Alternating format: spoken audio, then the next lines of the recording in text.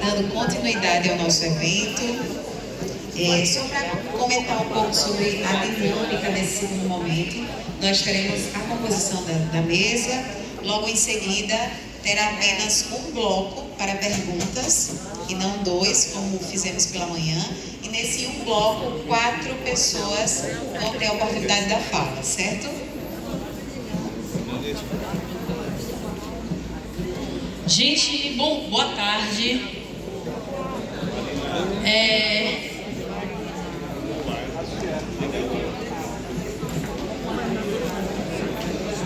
Tá ligado, você tá ligado?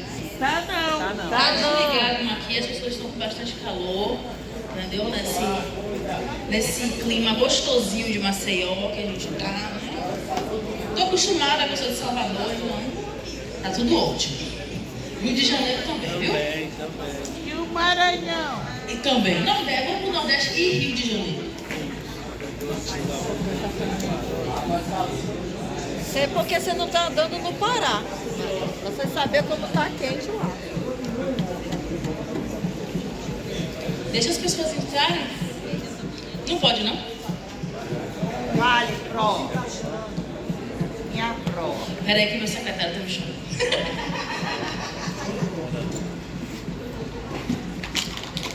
Gente, espero que vocês tenham se alimentado direitinho e gostado do almoço. O almoço também faz parte de formação, né, dessa interação que a gente tem, de conversar, de se conhecer, de trocar as experiências, de chorar, de rir, de sorrir. Só não gostei da cerveja que estava quente. Ah, mas a gente vai providenciar isso mais tarde, viu? Mas eu preciso... Tchau, Isadora. Obrigada. Tchau, Isadora. A gente... Tchau, Isadora. Tchau, Isadora. Pessoal do Norte, Isadora. Tchau, Isadora. Pessoal da Amazônia Legal, a gente marcou uma reunião, só que meu voo é agora. Então eu vou marcar a reunião para a gente fazer online e de Recife também, tá? A gente comprou, mas não deu tempo para tudo, mas a gente vai marcar agora essa semana ainda para a gente conversar, tá bom?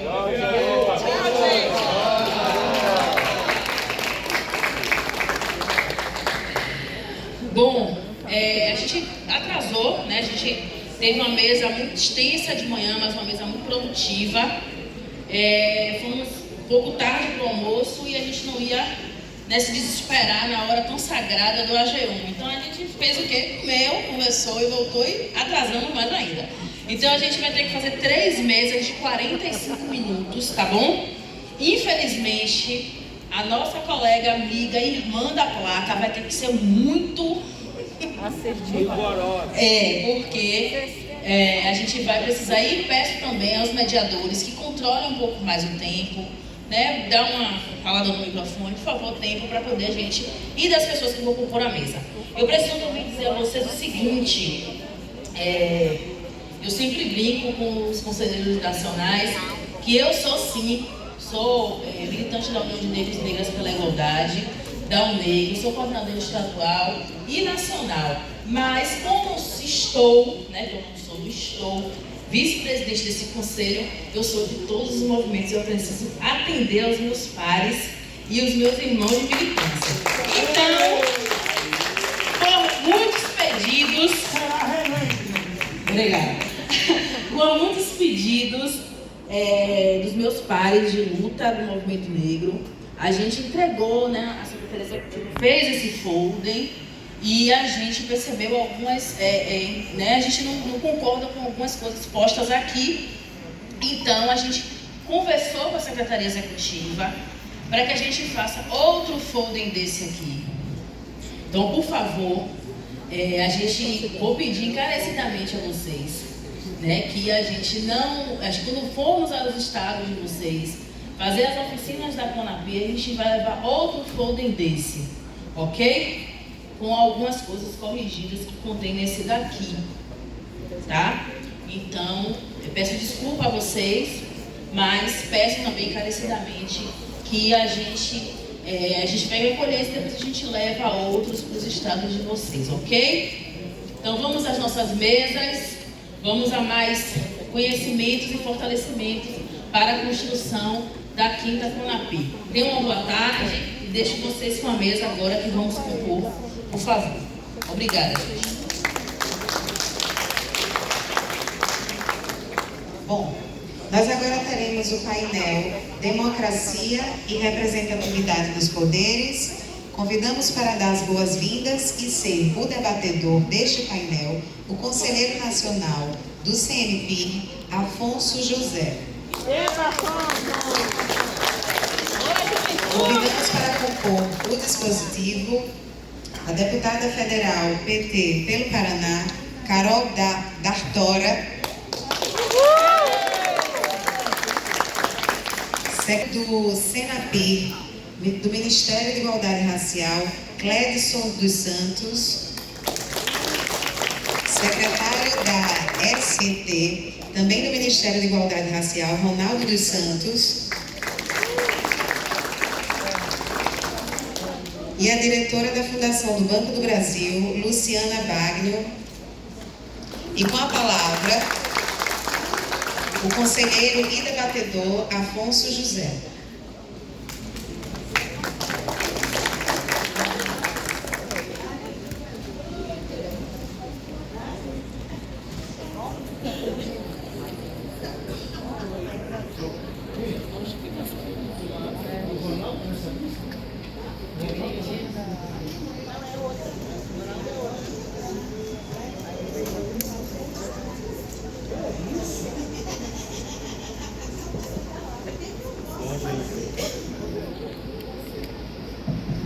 Boa tarde. Oi? Tá bom? Bom, boa tarde. Eu sou Afonso, sou militante do Coletivo Nacional de Juventude Negra, o Enegrecer, aqui representando no Conselho Nacional a juventude negra do Brasil e com muito orgulho, muita felicidade, a gente está aqui hoje para fazer esse seminário, para que a gente consiga voltar para os nossos estados bem preparados para organizar a Quinta Conapi, né? Então, hoje, essa mesa, que o tema é Democracia e Representatividade nos Poderes, nós temos aqui figuras que constroem e construíram várias dessas políticas públicas que garantem que o povo negro, que os grupos marginalizados estejam em espaços de poder, né? Eu não poderia deixar de falar, além de conselheiro nacional, sou diretor de combate ao racismo da UNE, da União Nacional dos Estudantes, cargo que o Clédson também já ocupou, inclusive durante a aprovação da Lei de Cotas no ano de 2012. Então, hoje nós temos uma alegria muito grande de ter um trabalho contínuo, né, da nossa luta pelos nossos direitos. E também, não obstante, a deputada Carol D'Artora, que agora foi a relatora do projeto de lei que atualiza sobre a lei de cotas nos serviços públicos, e por isso que bom que a gente está aqui para poder debater sobre os nossos espaços, né? Eu gosto sempre de lembrar que em 1997 Racionais também falou que apenas 3% da população dos estudantes das universidades eram negros, né? Para hoje a gente ter uma mudança nas universidades públicas de mais de 50% desses jovens estudantes negros que estão ocupando de fato as universidades. Então, saber que uma política pública, que a política de ações afirmativas, que a política de cotas tem conseguido mudar a cara da universidade pública e aos poucos também mudar a cara do serviço público, que a gente consiga ganhar mais fôlego mesmo, né? Pensei numa pergunta norteadora para a gente começar o debate e já vou passar a fala para a deputada Carol, e para depois a Luciana, que vai ter que pegar um voo no final da tarde, então ela tem que... Ia, não vou mais não. Ah, perfeito, então. Vai dar tempo. Eu pensei nessa pergunta para a gente conseguir dar o pontapé, né? Em que medida a representatividade nos poderes é capaz de transformar a sociedade, especialmente dos grupos historicamente marginalizados, né? E queria passar para a deputada Carol.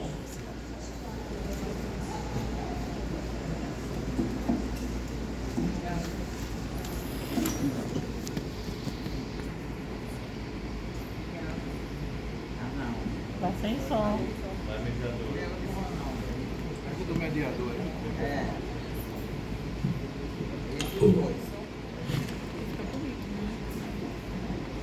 Olá. Olá, boa tarde a todas e todos. É uma honra, um prazer, uma alegria gigantesca, enorme estar aqui. Eu estava conversando com os companheiros ali, eles disseram, que bom que você está aqui presente. E eu estava dizendo que para mim é uma honra, porque eu sei o valor que os Conselhos de Promoção da Igualdade Racial têm dentro desse país, o valor que ele tem dentro da minha cidade, dentro do meu estado, e a luta que foi para que a gente constituísse espaços como esse e como a gente ainda não chegou lá. Porque um estado como o meu, 399 municípios, e a gente identificou que apenas 9 municípios tinham conselho de promoção da igualdade racial. Então, isso fala do tamanho que essa estrutura para combater o racismo, essa estrutura para promover a igualdade racial nesse país que é tão urgente, porque estamos num momento em que a gente se sente sufocado todo dia, né? O racismo, chegamos, né? Nós, pessoas negras, chegamos a um nível de consciência que continuar lidando com esse cotidiano racista que se impõe para nós e é permanente, tem se tornado sufocante. Então, estar aqui sabendo o valor da luta para que a gente constituísse esse lugar dentro da institucionalidade para ter ações concretas de promoção da igualdade racial, para mim tem um valor enorme. Eu fico muito feliz de estar aqui. E quero começar para entrar no tema que é representatividade em espaços de poder, pensar democracia e representatividade em espaços de poder. Quero começar primeiro agradecendo e saudando todas as mulheres que vieram antes de mim, que fizeram uma luta gigantesca para que eu hoje estivesse aqui, vivendo o que estou vivendo, com as condições de vida que tenho. Então, mulheres nas mais diversas áreas, nos mais diferentes espaços, mulheres como minha mãe, mulheres como minha avó. Então, quero começar fazendo esse agradecimento a essa abertura de caminho para que eu estivesse aqui hoje. E a segunda coisa é pensar essa trajetória, porque efetivamente hoje eu sou uma mulher em espaços de poder, sou a primeira deputada federal negra pelo estado do Paraná, um estado bastante difícil, com um contexto de racismo estrutural bastante pesado, tanto que já demonstrei aqui, né, a nossa dificuldade em ter sequer a estrutura de promoção da igualdade, né, esse desafio, essa luta que a gente tem lá. Então eu venho desse estado, da cidade de Curitiba, uma cidade com o maior número de células neonazistas no país, uma cidade onde nós somos minoria. Então eu sei, né, que a realidade do racismo ela é gigante no nosso país inteiro, mas numa cidade onde somos minoria, essa luta traz especificidades e grandes desafios. Então, em 2020 fui eleita a primeira vereadora da cidade, a primeira vereadora negra, e tive que encontrar, e aqui eu quero entrar no ponto que hoje eu vejo como estratégico, para que a gente continue avançando nessa luta e continue ocupando cada vez mais espaços. Tive que ter a estratégia de conseguir esmiuçar as atualizações do racismo. E ele vem se atualizando todo dia e todo dia. Então, quando eu ofereci a minha candidatura para a cidade, a primeira coisa que tive que entender que precisava construir uma compreensão antirracista sobre o voto, sobre a necessidade de ocupar o espaço, né, que precisava, que deveria ser ocupado. Então, criar discursos, porque uma das primeiras coisas que diziam era: ai, por que ela está dizendo que é negra, a cor da pele não importa? Ai, a gente não... Até mesmo pessoas negras diziam isso. Existiam pessoas negras na cidade que falavam: ai, por que você está me entregando o seu panfleto só porque eu sou negra? Ah, porque eu sou negra, então eu tenho que pegar o seu panfleto? Então são essas atualizações do racismo que criam falácias, que criam armadilhas, que quando a gente menos espera, a gente está reproduzindo o tempo todo. Como alguém não se sente implicado pelo fato de toda uma população significativa, massivamente significativa nos mais diferentes aspectos. Significativa na cultura, significativa na educação, significativa na construção, significativa na moda, na arte, na música. Olha, quem é a população negra no Brasil? É tudo. Então, as pessoas não se importarem que essa população não tem representação em espaços políticos, uma pessoa negra não se importar que alguém com a mesma face que ela nunca esteve lá, isso é o peso do racismo no Brasil. Então, a primeira coisa é encontrar estratégia para desarticular as atualizações constantes que o racismo cria. Porque o racismo, e aí o segundo ponto, o racismo ele se viabiliza todo dia.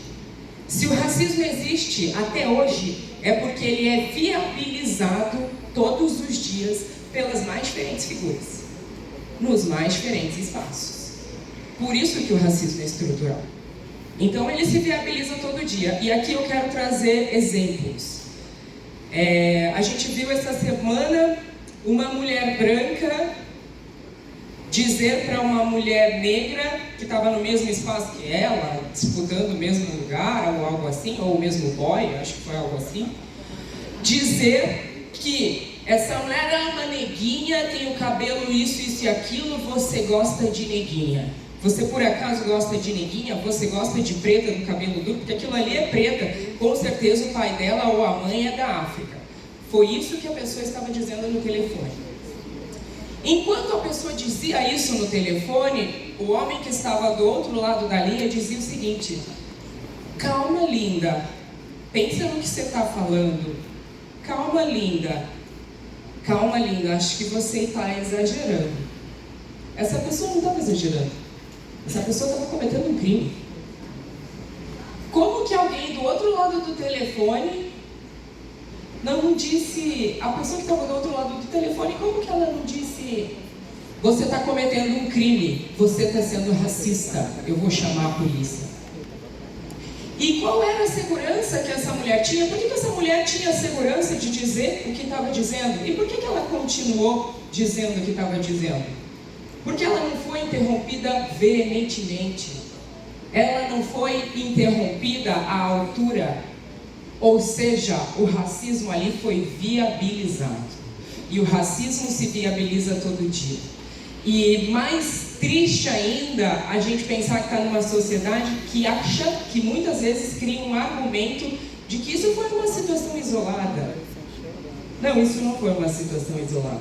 Quem é uma mulher retinta nesse país sabe que isso é o nosso cotidiano. Eu não tenho um dia que eu saio da minha casa que eu não sofro uma situação de racismo das mais diferentes formas. Subjetivo, não subjetivo, material, é um maltrato, é uma grosseria, é o tempo todo. Então, é essa articulação, é essa atualização do racismo que muitas vezes exige de nós que a gente corra o tempo todo e que a gente se especialize o tempo todo, e isso é um peso gigantesco para a população negra, isso é um peso gigantesco para quem ocupa espaços de poder, para quem ocupa efetivamente espaços que para nós foram negados historicamente, ou seja, somos os primeiros a estar nesses espaços, e cabe a nós perceber quais serão as atualizações do racismo naquele espaço. Cabe a nós criar argumento, cabe a nós criar discurso para dizer isso é uma forma mais moderna do racismo. É o que eu estou vivendo nesse momento, como deputada federal, retinta, cabelo 4C. Recebi, no último mês, mais de 43 ameaças de morte e violência com conteúdo de todo tipo. Mas é justamente isso que me fez pensar que o racismo que eu recebi nos e-mails e que eu precisei expor, porque toda vez que a gente expõe, e eu prometo que eu já estou finalizando, eu estou indo para o final, concluindo. E toda vez para nós que a gente expõe, e expor para nós é sempre um questionamento, porque é essa viabilidade, é essa passagem, né? O racismo tem essa passagem o tempo todo na boca de quem você menos espera, o racismo tem essa passagem. E aí ter que ouvir, bom, primeiro, a resiliência de expor, porque para nós o conteúdo daquelas ameaças, e foi isso que eu ouvi de muitas pessoas que viram o que estava escrito ali, é nos revitimizar, porque é o que a gente ouviu e escutou a vida toda. Para nós aquilo ali, aquela violência que está nos e-mails, ela não é uma violência virtual, ela é uma violência real. Aquela violência ali é uma violência ao vivo, é uma violência ao vivo e a cores. Então a resiliência de ter que expor, porque se a gente não expõe, também a gente não é ouvido. Foram inúmeras vezes que eu demandei e solicitei proteção e segurança e cuidado com a minha saúde mental, cuidado com a minha atuação, que é uma atuação pesadíssima e significativa no meu estado. Assim como eu fui relatora das cotas agora em nível nacional, o texto que foi proposto, que foi acatado pelo Ministério da Gestão, que foi acolhido também no texto da lei que o senador Paim aprovou no Senado, é um texto que a gente elaborou e proposições que a gente fez em Curitiba, porque a gente ampliou, incluindo a população indígena lá, e oferecemos isso para o Ministério da Gestão. Então é um mandato que tem ações concretas, é um mandato que, e é isso que eu quero dizer também, da responsabilidade de quem ocupa espaço de poder. A gente não tem mais tempo para ficar falando muito, né? Porque já está cansativo a gente ter que falar o óbvio muitas vezes. Então, a gente precisa de ações concretas. Sem ações concretas, a gente não chega onde a gente quer chegar. Então, cotas é uma ação concreta, é uma ocupação de espaço concreta, é uma reserva de vaga concreta. E aí ter que expor para poder receber a atenção, mas expor é revitimizar. Expor é revitimizar a mim e a toda uma população que parece comigo. E aí, depois de exposto, tem que ouvir os mais diversos questionamentos. Ai, mas não ligue para isso. Ai, mas isso por que você expôs? Ai, não liga. Como se...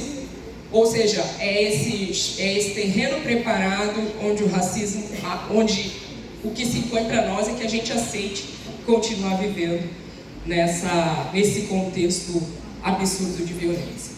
Então, o que eu tinha para dizer aqui era isso. Em primeiro lugar, para que a gente tenha representatividade nos espaços de poder, isso concretamente, a gente tem que ter essas estratégias e uma escuta muito refinada para desarticular as atualizações do racismo constantes. E aqui quero trazer mais um exemplo, porque eu, infelizmente, vejo isso acontecer muito e já ouvi isso muito no movimento negro.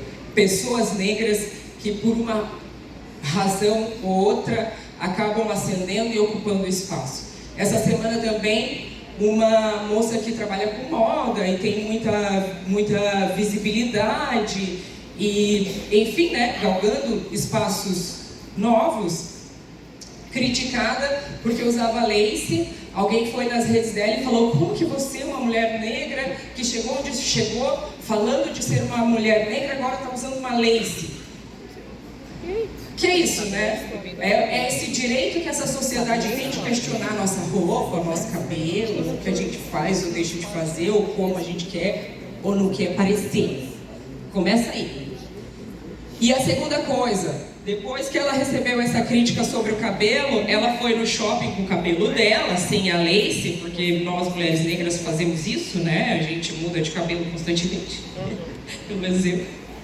Aí ela foi no shopping e sem a Lace e estava numa loja onde todas as pessoas estavam uniformizadas na loja e uma mulher perguntou para ela se ela era vendedora ou se ela era atendente, a única que não estava uniformizada. E ela questionou: por que você perguntou para mim? Pela minha cor? Obviamente, né? Porque todo mundo aqui está de uniforme, tem um atendente ali na tua frente com crachá e você está confundindo ele comigo? E aí a mulher disse: não é nada disso, você está exagerando. E aí ela foi e questionou e falou disso nas redes sociais e muitas pessoas disseram: você está sendo arrogante, porque você, enfim, não pode ser confundida com alguém. Então é isso, é a nossa moral sendo questionada quando a gente denuncia uma situação de racismo, é a nossa moral sendo questionada, é um questionamento que não está colocado para as pessoas brancas. As pessoas brancas, elas podem ir onde elas quiserem, comprar o que elas quiserem, fazer o que elas quiserem, e ninguém questiona a moral, os bons costumes delas. Então, essa é a primeira coisa. E a outra coisa, o segundo comentário que fizeram, é que no fim vai ter uma mulher, a pessoa disse o seguinte, eu tirei um print aqui, mas tirei da coisa errada. Mas a pessoa disse o seguinte: é que você foi no shopping sem a sua lace, sem as roupas que você usa nos seus eventos, e aí você caiu na vala comum, isso estava escrito, aí você caiu na vala comum de uma pobre brasileira. Então por que você está reclamando? Se te confundiram é porque você caiu na vala comum de mais uma preta pobre brasileira. Ou seja, para a pessoa preta não existe certo e errado. Se ela está bem, não está certo. Se ela está mal, também não está certo. Isso se chama racismo. E para que a gente consiga estar nos espaços onde a gente nunca esteve, para que a gente consiga ocupar os espaços e permanecer, porque a gente precisa permanecer. Depois que a gente chega, não dá para a gente ficar doente, como já fiquei, como já passei um ano inteiro em depressão, de tanto que fui atacada, de todos os lados. Tive que ter uma resistência muito grande para permanecer nesse lugar onde... Porque o racismo é isso, né? Você está num lugar onde não te querem, onde não te queriam. Então, para você se manter, você tem que estar muito bem. Tive que me estruturar muito. Então, entender quais são as atualizações do racismo para não jogar as pessoas pretas na vala comum de mais um preto pobre brasileiro e adoecer essa pessoa e ela não conseguir permanecer no espaço. Então, a gente tem que ter essa compreensão sofisticada do que o racismo faz conosco. É isso que eu pensei para falar com vocês. Desculpa se eu demorei. Obrigada.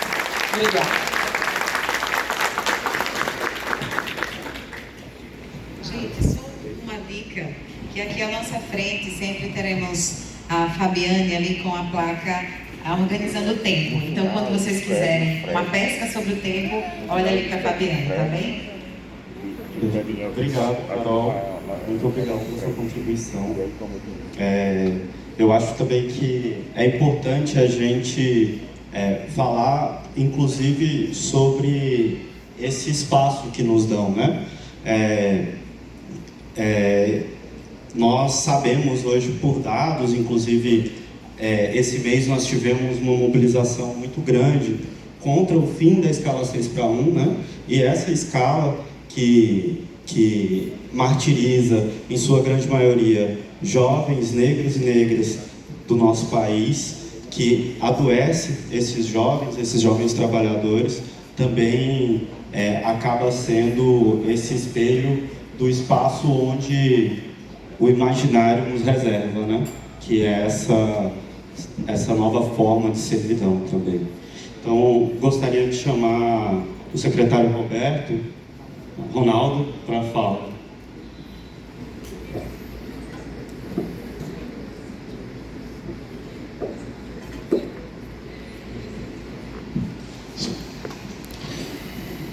Boa tarde a todos e todas. Importante espaço de debate e construção.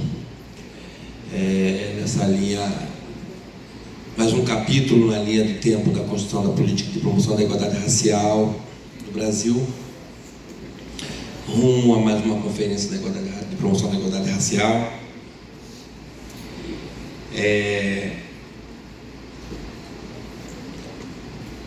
Das coisas que temos em comum, uma delas é que compreendemos, né, a via institucional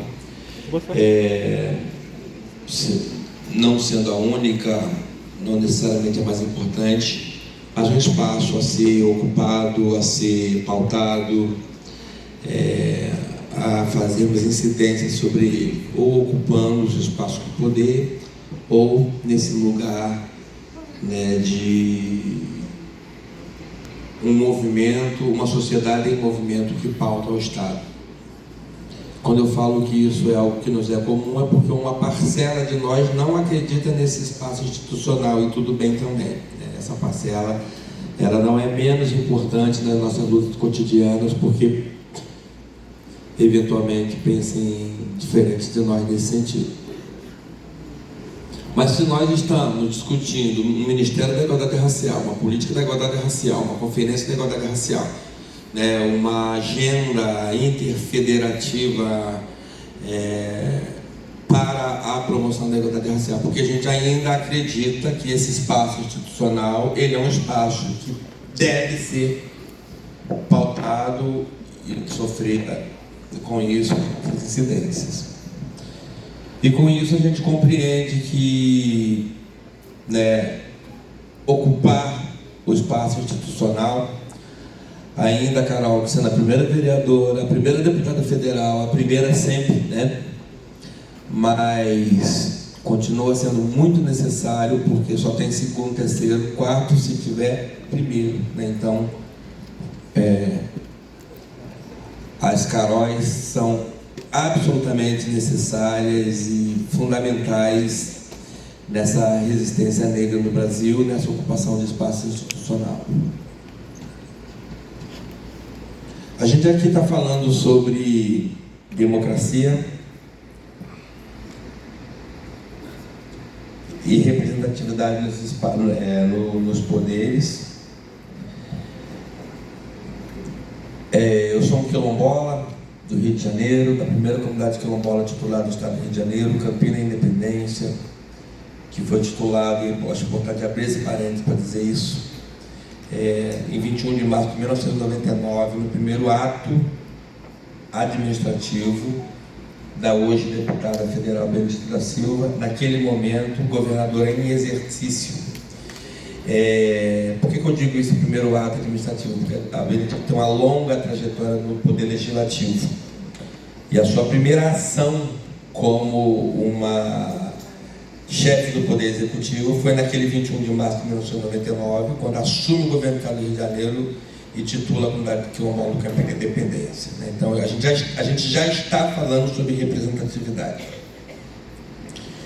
E, com certeza, aquele ato que pôs fim a uma luta pela terra que já durava 30 anos, desde a chegada da rodovia Rio Santos, BR-101, que corta a comunidade ao meio e deflagra um conflito em torno do território, aquele processo também me inicia na luta política e a partir dele a gente galga, né, um espaço que hoje já não é tão curto, né, a gente já conta as décadas no plural, e hoje eu estou secretário de Política para Quilombolas, povos e comunidades tradicionais de matriz africana, povos de terreiros e cigano do Ministério da Igualdade Racial. Isso para nós é trajetória, é construção e é espaço de poder. Sempre com consciência de que esse espaço é transitório, de que antes de eu sentar nessa cadeira, Giovana Maria Silva de Conceição das Crioulas, Pernambuco, sentou nessa cadeira, nessa mesmíssima cadeira.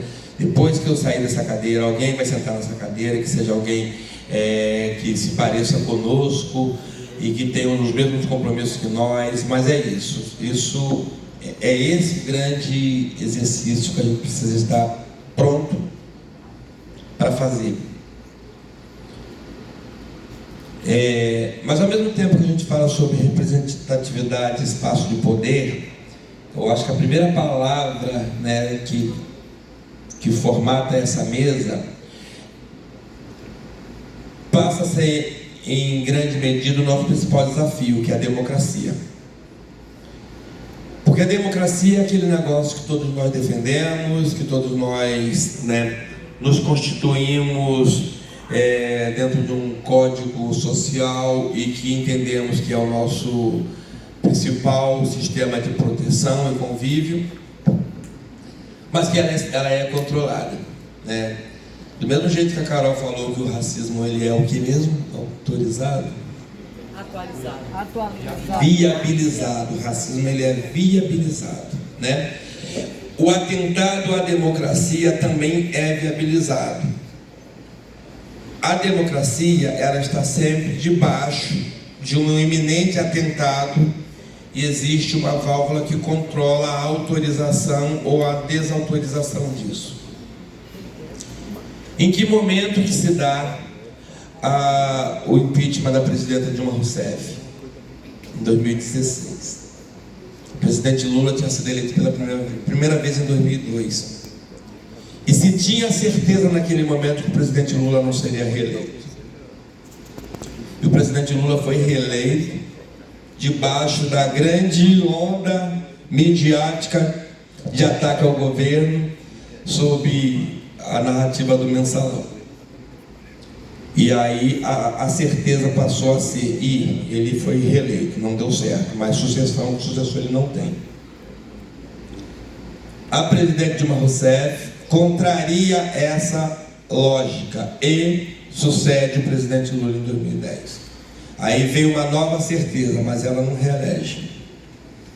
E todos nós nos lembramos que foi as eleições de 2014. E a presidenta Dilma se reelegeu. Então, rasgar a Carta Magna e violentar a democracia era uma necessidade com vistas às eleições de 2018. Eu vou encerrar com ele. Porque nas eleições de 2018 nós tínhamos o presidente Luiz Inácio Lula da Silva, que havia saído 8 anos antes, com 90% de aprovação, pronto para voltar para o seu terceiro mandato. Então, impedir a presidenta Dilma Rousseff romper esse ciclo de gestão de um aspecto político que tem um conjunto de prioridades era necessário, porque a eleição de 2018 ela era inviável para o lado que disputava com o nosso campo. A presidenta Dilma foi impedida ilegitimamente. Mesmo assim, o presidente Lula continua no páreo. O presidente Lula foi preso para não retornar ao poder. O que a gente está falando aqui, pessoal? De uma violência à democracia autorizada. Porque tudo isso foi televisionado, tudo isso foi comentado, tudo isso foi assistido pelo mundo inteiro. No entanto,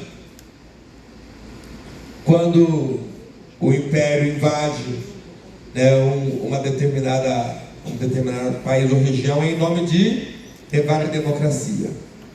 E esse mesmo Império, ele tem ótimas relações diplomáticas com outros países que nem são democráticos.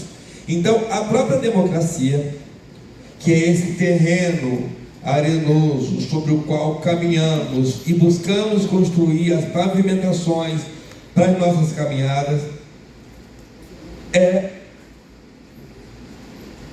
esse lugar que torna muito mais vulnerável essas nossas construções.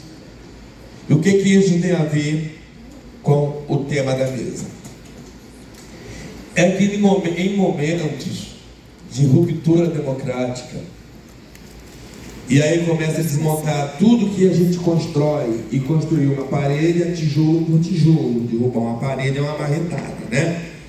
Tudo que a gente constrói ao longo de um ano, de um ciclo de 4 anos, de um ciclo de 10 anos, esses momentos, eles destroçam tudo em pouquíssimo tempo. E quem sente primeiro?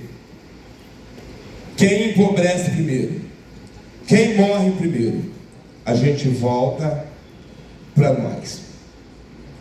Então, pensar a ocupação de espaço de poder, pensar a representatividade, também nos impõe o desafio de discutir essa coisa chamada democracia, que é isso que a gente acabou de falar, mas que nos importa, não podemos abrir mão dela.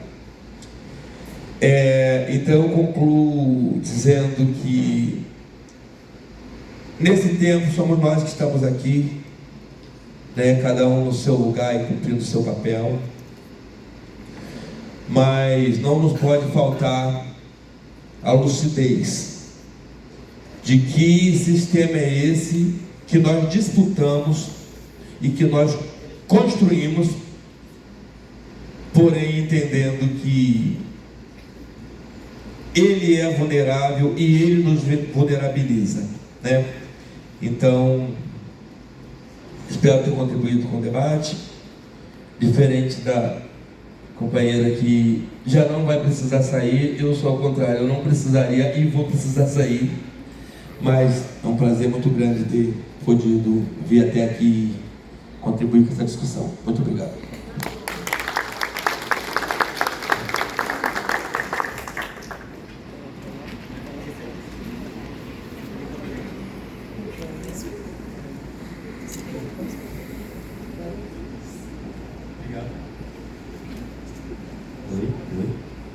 Obrigado, secretário. Está abaixo? Oi? Agora melhorou. Obrigado, secretário. Agora eu vou passar para o nosso secretário da Senapi, Cledson. Está com a palavra. Obrigado. Oi, gente. Vocês estão bem? Eu espero que vocês estejam bem. Todos e todas. Primeiro, agradecer ao Senapi pelo convite, de poder, enfim, compartilhar um pouco da reflexão que eu venho desenvolvendo. Eu queria começar primeiro dizendo que democracia, representatividade e poder são por si só conceitos muito complexos, mas eu acredito que tamanha complexidade nos permite, obviamente, buscar alcançar um nível de compreensão em torno de uma agenda de direitos que combina, concatena com o desafio da realização da 5ª conferência.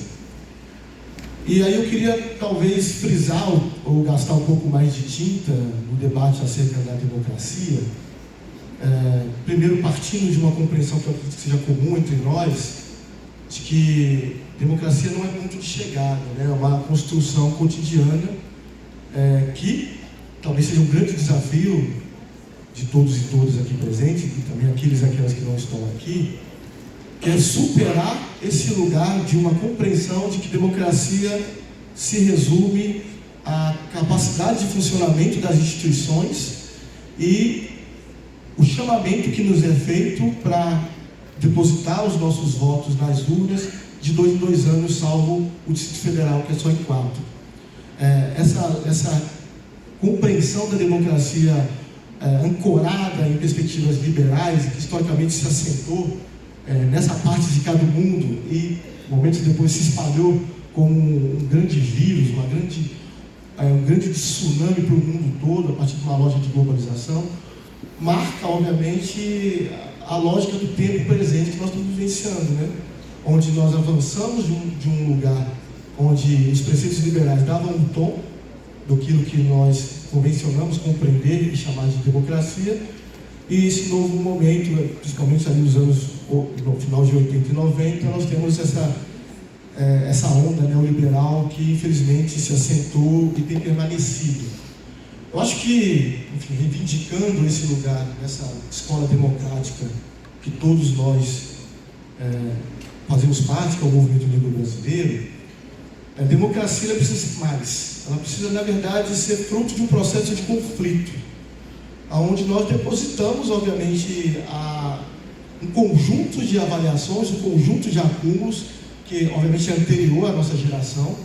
Ela diz respeito, por exemplo, às primeiras lutas por liberdade e autonomia do povo negro aqui, nessa parte do mundo, né? Compreendendo que nós viemos para cá da forma que nós viemos para cá. Então, eu acho que é fundamental localizarmos que nós podemos compreender a partir desse lugar que a democracia pode ser dividida em 2 ou 3 dimensões. Eu quero aqui talvez citar 2. Uma democracia de baixa intensidade, que eu quero acreditar que é aquela que nós vivenciamos hoje, e uma democracia de alta intensidade, que é aquela que nós queremos construir, fruto do processo de conformação de ideias, de uma disputa saudável, minimamente equilibrada e racional, onde as nossas diferenças somam, no sentido de produzir um elemento novo na disputa de sociedade que nós estamos desenvolvendo. E aí eu queria resgatar um pouco dessa ideia que nós podemos chamar de uma democracia radical, né?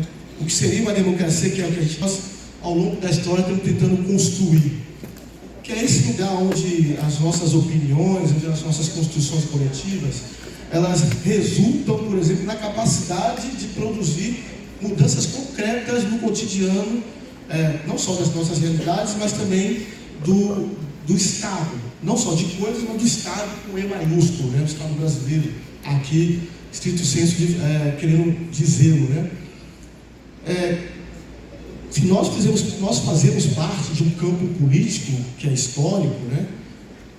Que há muitas décadas, muito mais do que isso, reivindica, por exemplo, a soberania popular como um princípio basilar do fato de que nós queremos construir uma sociedade que seja a nossa cara, seja da nossa cor, valorize a nossa cor e represente, por exemplo, o suor que nós derramamos cotidianamente nas lutas que produzimos e no trabalho que desenvolvemos para que a sociedade, obviamente, avance, né?